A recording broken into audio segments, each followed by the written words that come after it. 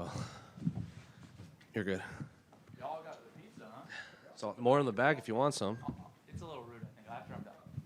Right? I mean, Jorge ate like a whole pie when he did his interview up there. Yeah, no, those guys are crazy. I'll eat after.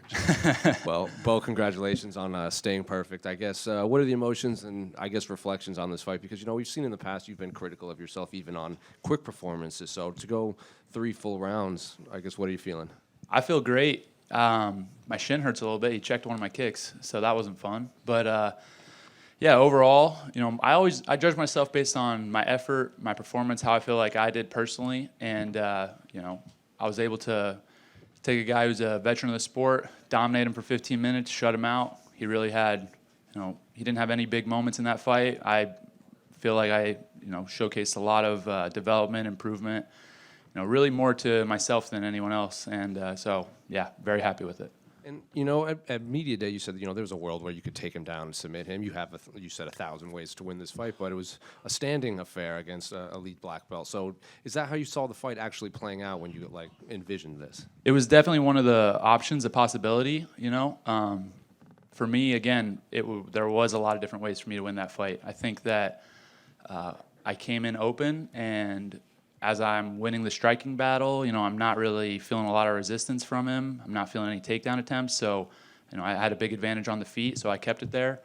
I didn't see any sense in taking him down, putting him in his best position, and, making, to me, what would have been just a bad decision, a low IQ decision. So, kept it on the feet, dominated the whole time, and got the win. Got it. Thank you. Well, Daniel Farmer here. Yeah. We have star of the main event, Jon Jones. Obviously, you've been singing his praises forever. This is the greatest fighter ever. But to do that to Stipe and just turn him off with a spinning back kick of everything, just what was your reaction to what we saw? And the kicks that started right from the jump, hurt him with the first kick. This guy's fight IQ is off the charts. And, everybody going to admit now that he's the pound-for-pound best fighter in the world. And let me tell you what, this thing had upset written all over it, too. I mean, all the talk about Jon Jones, Stipe seemed pissed, focused, and, he came here to win. He looked good. He was physically in great shape. The list goes on, and Jon literally picked him apart. The jab was unbelievable tonight. How he was kicking the legs and the body. Every time he kicked the body, I thought it was over. And then he would go for the head kick and slipping punches. I mean, he's going to be 38 years old this summer. He looked incredible.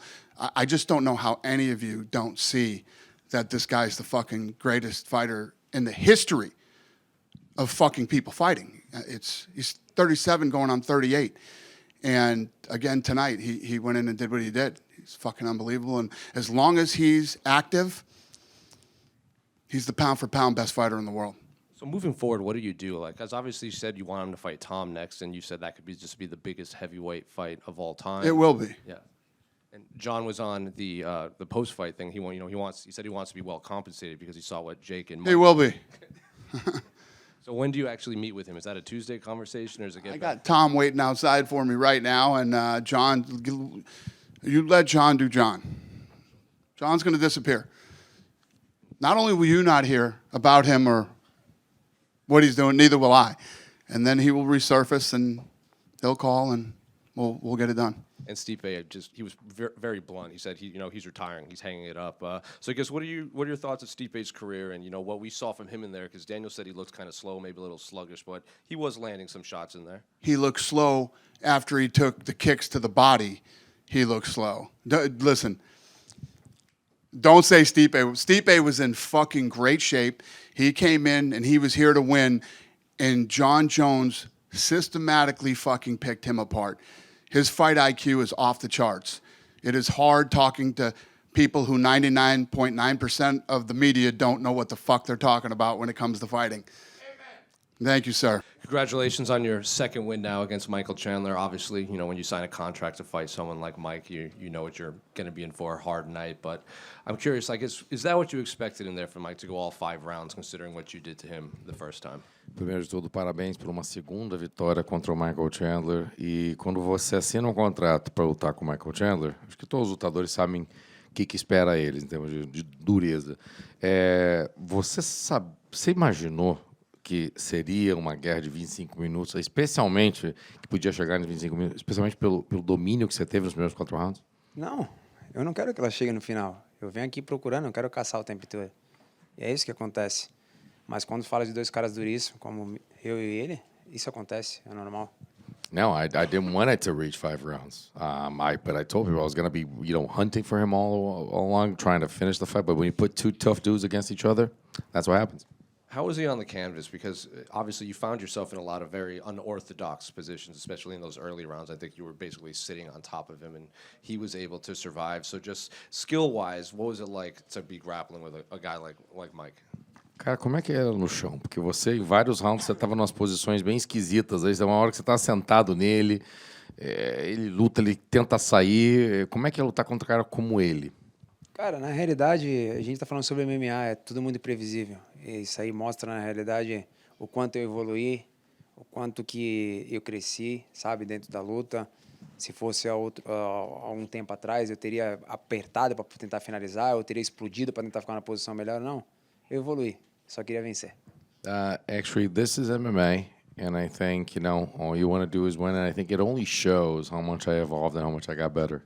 When old Charles, or Charles from before, would have, tightened up a couple grips there and wasted energy, or would have exploded a little bit to get out of certain positions, all I wanted to do was win. New York fighting Stipe. So now that you got through it in like such impressive fashion, I guess what are the emotions now? I feel really, really great. I haven't watched the fight yet, but based on my team's reactions, they said, John, you performed great. Being out there, you want things to go perfect, and nothing ever goes perfect in the cage. You're not going to land every shot. You're going to get hit.